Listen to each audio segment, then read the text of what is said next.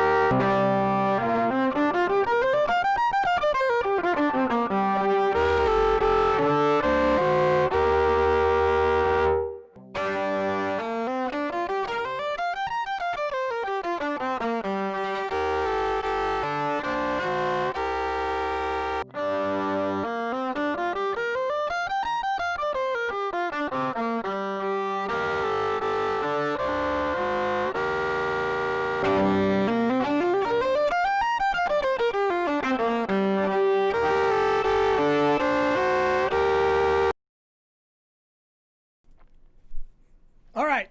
So I hope that sort of helped you guys. I hope that was able to help you really hear, wow, gosh, these instruments, even run through the same distortion setting, they really do sound different.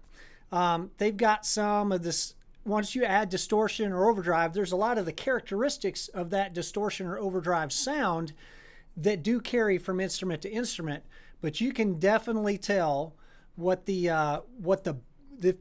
bass sound of that instrument does affect what the distorted or the overdriven sound sounds like. Okay, so let's talk about what distortion is. I've got a little graph that you can see here, and you'll see that there's a sine wave at the top, and we'll just say that that's the super pure sound of a note, which is a sine wave sound. It's not what a violin sounds like.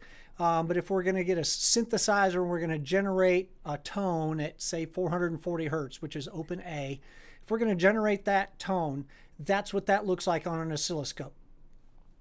If we send that tone, if we're trying to push that tone into a circuit that does not have enough headroom for that circuit, say if we've got a sound we're sending in at 80 dB and the circuit is designed for 70, then what's going to happen is it's going to clip. That full signal cannot pass all the way into that circuit, so it's going to clip. Clipping is what gives you distortion. Now, there are lots of different kinds of clipping, and each circuit is going to clip differently. And I'm actually going to refer you guys to a video here. It's by a guy named Paul Graham, and I spent quite a bit of time with this video, and I've been studying this stuff a long time, and I learned a lot from this particular video. So if you want to look up fuzz versus overdrive versus distortion explained by Paul Graham, this is an outstanding video, and it's where I got most of the graphics that I'm going to use for the rest of this chat with you guys about distortion. So I want to give credit where it's due. Paul Graham, you did a great job with this video. Thanks so much. I'll throw up a link to this in the comments section afterwards so you guys can watch that, and maybe a couple other videos that I've checked out that are really, really informative and good. Good job, man. So what Paul Graham did is he took some sine waves and fed them to an oscilloscope, and then also fed them through a bunch of guitar pedals so you could see what exactly it does to the waveform. Now keep in mind, and we'll talk about the fact that violins don't generate sine waves. So the sound that a violin generates is a much more complex sound, and there are much more interaction, many more. We'll try to do this in proper English. There are many more interactions between all the different frequencies that we're generating. One thing that we will say, though, is that the extra frequencies that are generated, whether they be odd or even order, we'll get into all that. All the extra frequencies that are generated are higher frequencies. Generally, you don't hear lower. Overtones are what get created with distortion. Undertones, not so much. So if you want beef, if you want bottom end, if you want fatness, it's got to come from the source. A really thin, squeaky sound, when you distort it, only gets thinner and squeakier. You know, we think that, oh, there's all this angriness and distortion is bottom end and low. I mean, yeah, there's some psychoacoustic things happening there. But when you look at a plot, when you look at a mathematical plot of what's happening, overtones are what's getting generated by distortion. So look, this is a nice clean sine wave. This is what happens when you run through a distortion pedal. And he'll say in his video which pedal it is. I don't remember exactly what pedal it is. But look how that wave sort of gets canted. There we go. I'm not looking at myself in mirror image. It's reverse and it's really disorienting. So yeah, it sort of gets canted. And what you can see is, if you know anything about the way these oscilloscopes work, those are higher, those are high frequency things that are happening right there. So that's what a distortion pedal does. This is what an overdrive pedal does. So you can see the clipping on this distortion pedal. It's see how it's shrunk it down some. It's actually squashed it. When it squashes, it twists it. And those are high frequency artifacts that are being generated there. And then the same thing on overdrive. It doesn't twist it as much, but it's what we would call a soft clipping. So instead of hitting a wall like we showed when we showed here, where it hits a wall and there's that solid, where it just truncates that wave, that's not what happened there. What happens there is there's distortion, there's overdrive, and then here's what happens on fuzz. Fuzz just smashes that thing all the way down. I didn't produce any of the fuzz. I did actually record some fuzz stuff this morning. Fuzz actually does, you start bringing a lot of things together, because fuzz is so destructive that it does start to shrink the differences between instruments. And it's because you're basically going to a square wave. There still is a difference, but it's not quite as dramatic. Most of you guys are not probably running fuzz wide open on a violin. That's a lot. I mean, I know a couple of guys who do, but fuzz generally, for most violinists, is a little more of a subtle effect. They sort of back it off a little bit, and it does matter quite a bit which instrument you're feeding into a fuzz pedal. Unless you've got that thing just jacked and you're just square waving it like this. And it does still matter, but not quite as much. All right, so this is what digital clipping looks like. This is when you feed to a digital circuit and the digital thing just truncates it. You can see at the very top and the bottom there. It doesn't really affect the waveform that much, except at the very top and bottom. And that's why when you're feeding into a digital board or something, you get that. It's a little hard to describe what that digital clipping sound is, but it's not pleasant. It's you know, when we do analog clipping, where we're doing with a distortion pedal or a fuzz pedal or an overdrive pedal, that's pleasing to the ear. Digital clipping, not so much. You can hear when you overdrive a digital preamp or something. It's like, yeah, that you should turn that down. Don't do that. That's bad. So, all that to say, does my input matter? Yes, it does matter. It matters a whole lot, actually. I want to go back and show these videos again for those of you who are just joining us. But yes, the input matters. And the reason is because when we're playing the violin, we're generating a lot of, a plot that a violin makes is a very complex plot. And if you guys want to watch that video that I'm going to put a link into, he's going to show what happens is when you do distortion, you're generating you're generating extra octaves, basically. If we've got the overtone series is the way this works. If you've got an A and you generate an octave up, the next harmonic up is 440 is your fundamental pitch, 880 is the next fundamental up, and then 1760, and it keeps doubling in frequency as you go up. Certain distortions only add odd order frequencies. Odd order, I'm blanking today. It's one of those days. They add the odd multiples, and then some will add even and odd multiples, and that's why they sound a little different. But the thing is, whatever frequencies you're feeding to that thing, that's what it has to work with. So if you're feeding in something that's pretty bright, then you're going to get more brightness out. If you're feeding in something that's dark, then it's going to brighten up that darkness, but that's not the same as brightening up brightness. Make sense? So that, yes, the bottom line is it does matter. And it's because what video adds high frequencies, not low frequencies. Now, there's a whole nother discussion about difference frequencies and all these kinds of things that happen when you play double stops. And some of that's psychoacoustic and some of that's real. And there are other frequencies that get brought in when you're playing double stops, and that's why they sound so much crunchier than single notes. But all that to say again, what is really important, it is really important what your source sound sounds like. So it's important to find a violin that sounds good to you clean. And then when you want to start adding distortion, you want to start adding other processing to it, then you've got a clean signal that you like to work with, and we have lots and lots of control over that. But you can't, one of the things we say in engineering is that you can't boost something that's not there. As you guys can hear right now, my voice is super, super thin and raspy right now. I got into some more poison ivy in my house. I should probably learn what that looks like. I know what it looks like, but I got into some poison ivy, and I'm taking a steroid to try to deal with that, because if I took my shirt off right now, not only did you freak out because I'm emitting light, but yeah, you can see I'm just eat up with poison ivy right now. So I'm taking a steroid for that, and the steroid affects my voice. So it makes my voice a lot thinner and raspier than it normally is. I had to do a vocal session last week, and I actually didn't take my steroid for a day so I could do my vocal session.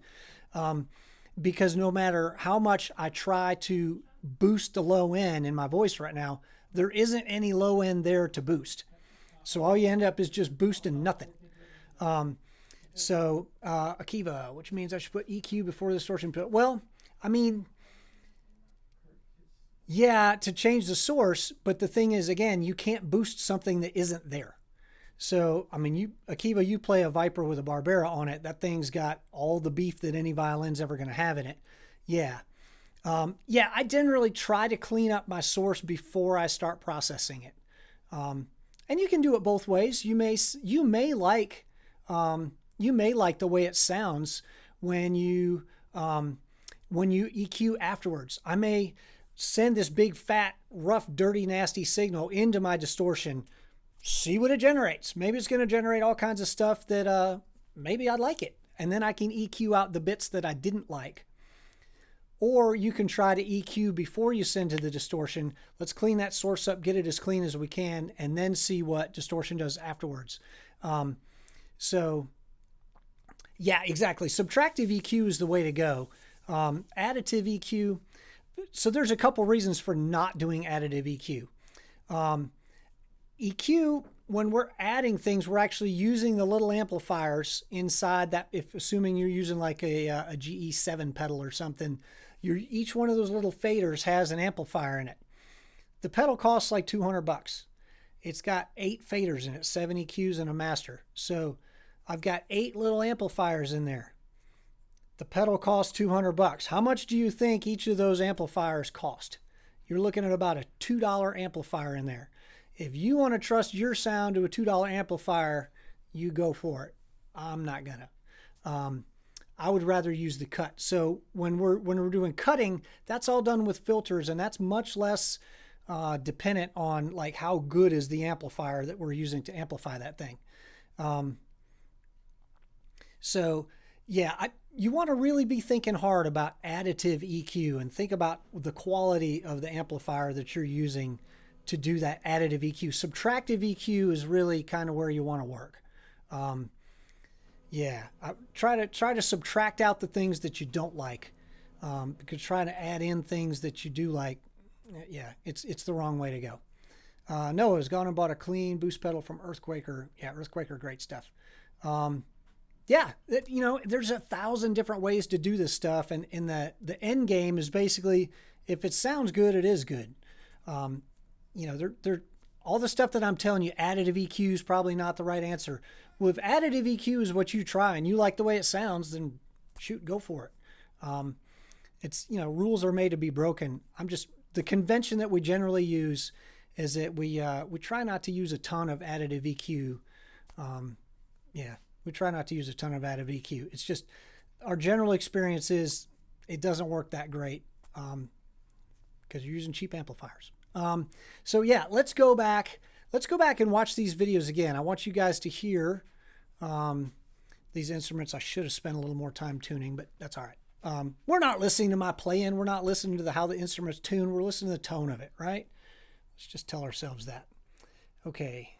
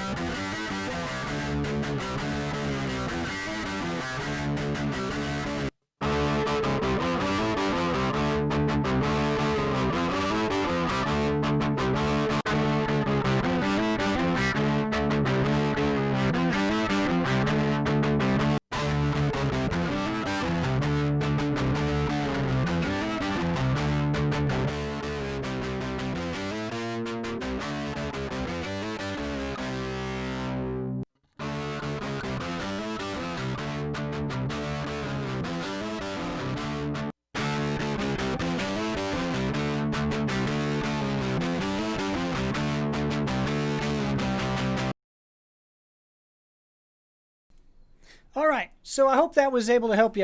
I hope you were able to really hear, yes, these violins do sound differently, just dry, and they do sound differently, all run through the same distortion pedal. Yeah, there's a really big difference, Tan.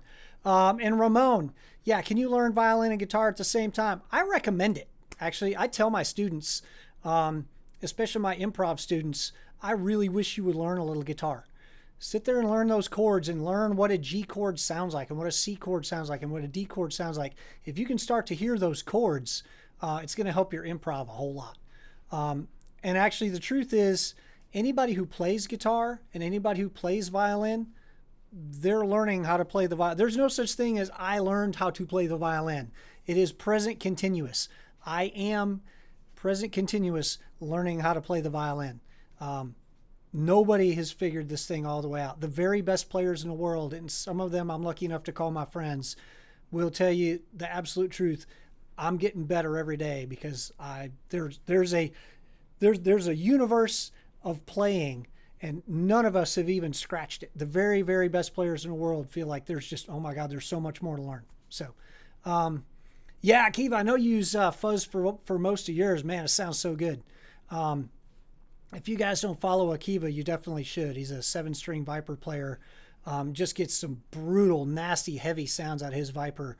And his videos are not reversed. He actually is a left-handed player, which is crazy. There's just a couple of left-handed Vipers in the world, and he's got one of them. So there actually is another one. It's in our building right now, believe it or not. There's a left-handed 7-string Viper in the building right now.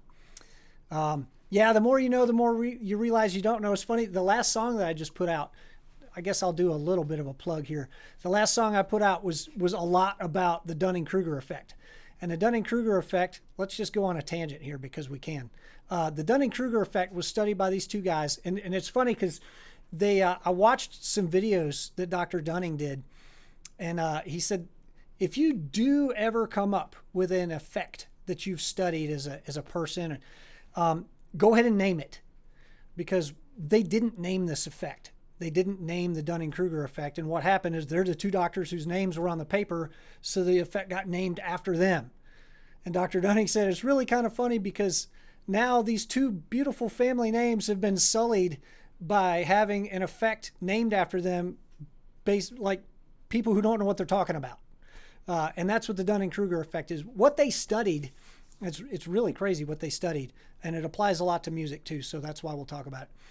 What they took some people and had them perform tests in the fields that they were in. They had some medical students. There were some people doing, that had them perform a test in which the answer was quantifiable. Your score was quantifiable.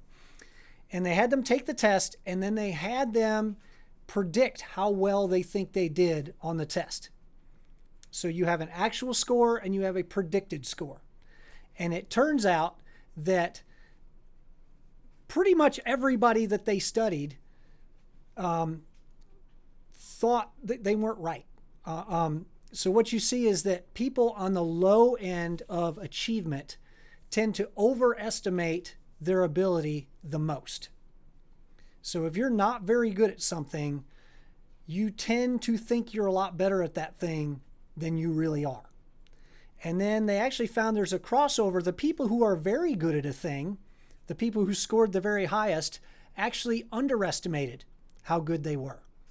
The crossover point's right around the 75th percentile. The people who are around the 75th percentile tend to fairly accurately predict how well they did on the test. Here's the kicker.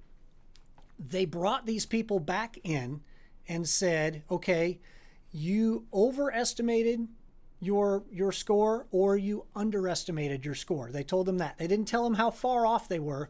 They just told them you guessed wrong, and you guessed high or you guessed low. The people on the bottom end, the people who performed the worst, adjusted their predictions a little bit. I think I scored a 70, but you said I underestimated, so I'll say 65. Yeah, you got a 10, dude. A 10. 75, 60, what are you talking about? 10.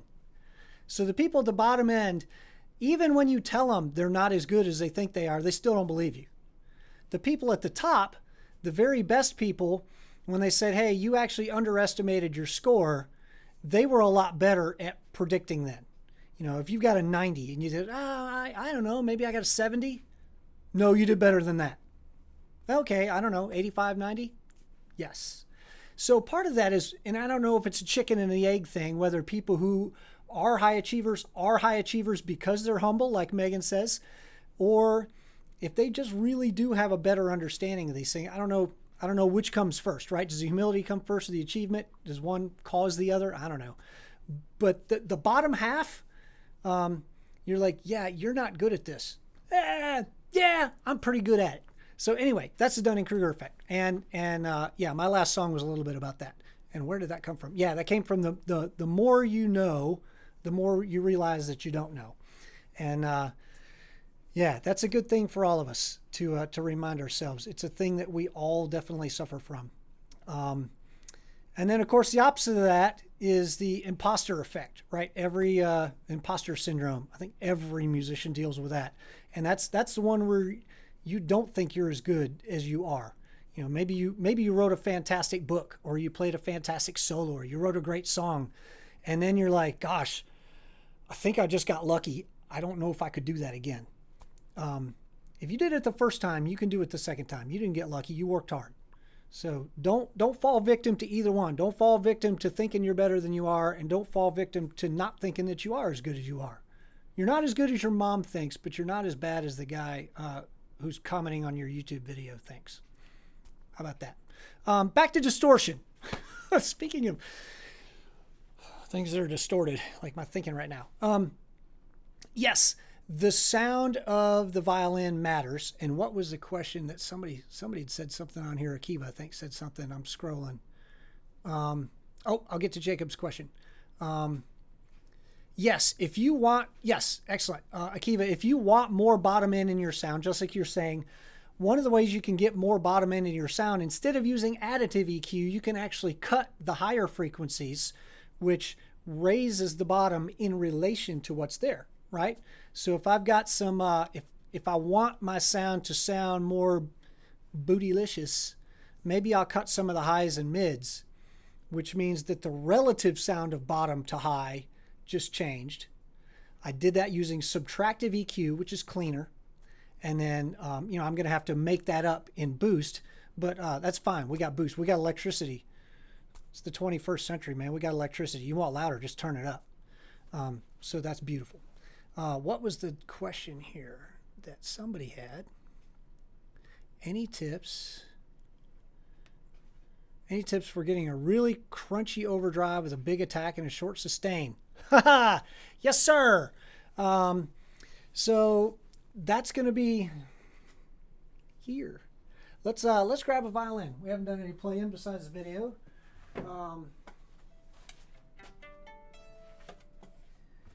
Here's an instrument because I like Barberas. Here's an instrument. Let's get rid of that so we can see what's going on. Plug this instrument in and see if it works. You guys hear that?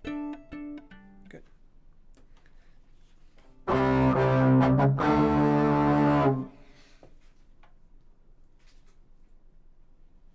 Since we talked about fuzz but didn't play any fuzz, let's do some fuzz.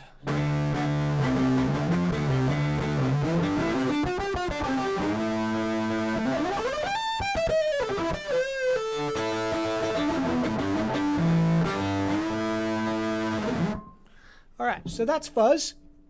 That's fuzz. Let's scroll down so I can see the bottom of these comments in case you guys are saying stuff that I need to respond to. Might be talking mess about me. So the attack is all done with the right hand, okay?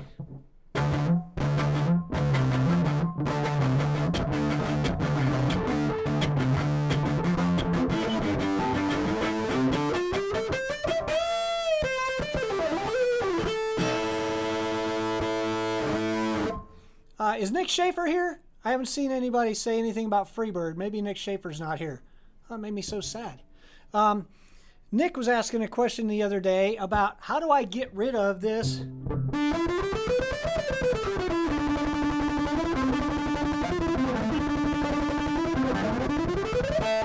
How do I get rid of that click when I change directions? I'm like, why would you want to get rid of that click? That click is awesome. That click is the front of the note. That's sort of like when the guitar players pick the note. It's like, how do I get rid of that pick sound? You don't? Why would you do that? We're just having fun with Nick a little bit on that. But in fairness, no, I don't want to get rid of that sound. I love that sound.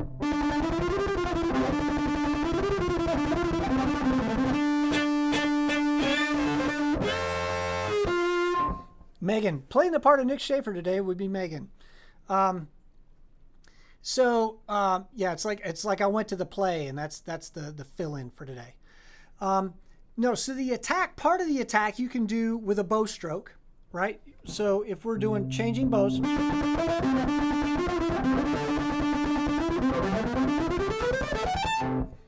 Yeah, and if you want to make it smoother.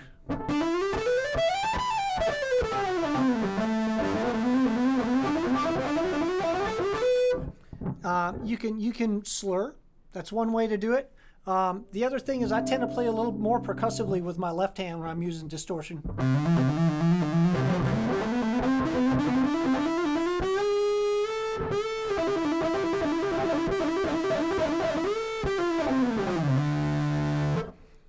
So yeah, technique. Right hand and left hand technique is how you get attack.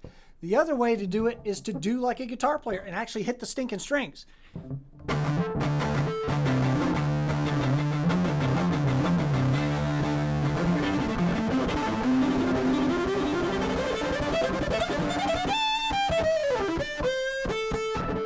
maybe see this way with a bow.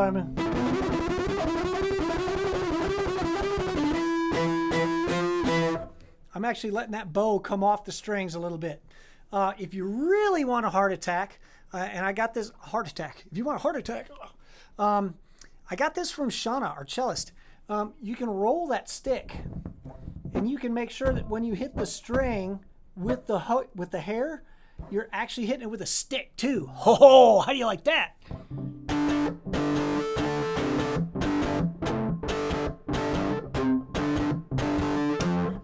So that's another way to get a little more click in there, is to roll that stick. And then the question I think you asked about how to get rid of the sustain, that's all done here. So that's what a guitar player will do. Is a guitar player, they'll do what's called palm muting. So they'll actually set their palm on the string.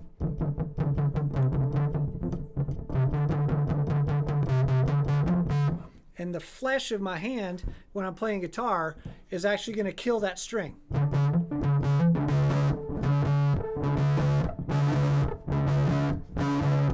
Okay? With a violin, I can't do that. I'm using this hand for something else. So what I will use is I will use my left hand. See how I'm killing it with my fingers?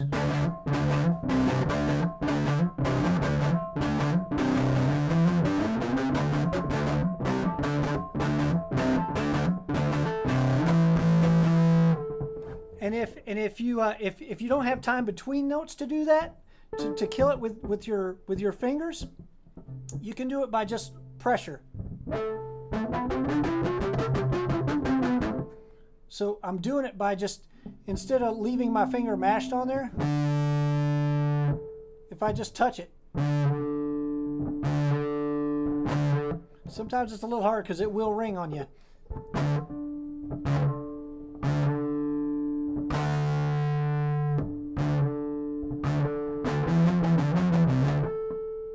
Yes, that really high pitch ring is from the string behind the bridge. Good question, Andrew.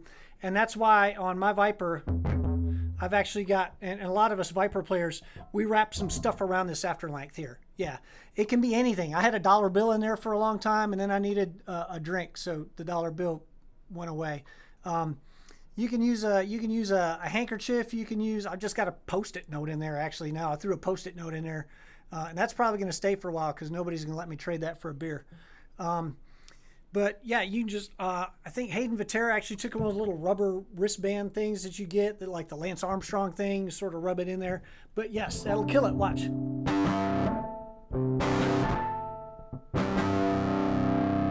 So yes, that'll kill it.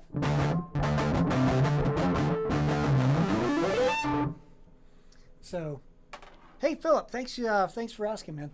Let's see what else. Yes, it's a very common technique for playing amplified. Yeah, so that's what's going on with that. I actually am going to have to cut this a little bit short today because I have to drive like 80 miles an hour back to Cary.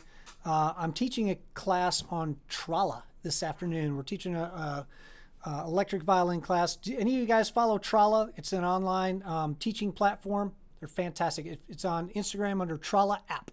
Trala App. It's a free class this afternoon. I think you can still sign up. And it starts in an hour and 15 minutes.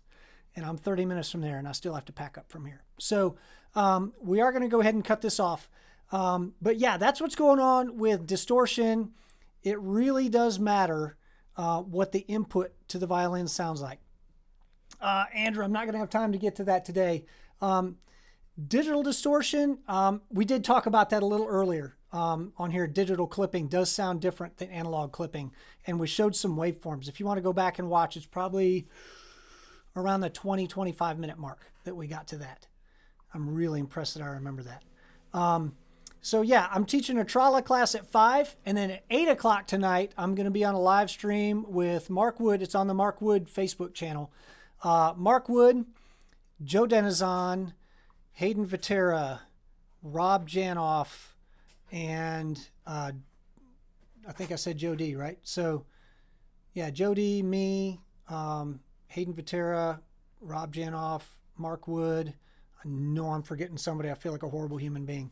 But we're hanging out 8 o'clock on the Mark Wood channel. So, yeah, you guys were here for 3 o'clock here, 5 o'clock on Trala, 8 o'clock on Mark Wood. Busy day for Matt Bell. All right. Thank you guys so much for hanging out, and really appreciate all you guys asking great questions. Okay? Awesome. Man, so cool. So I will see you guys next week.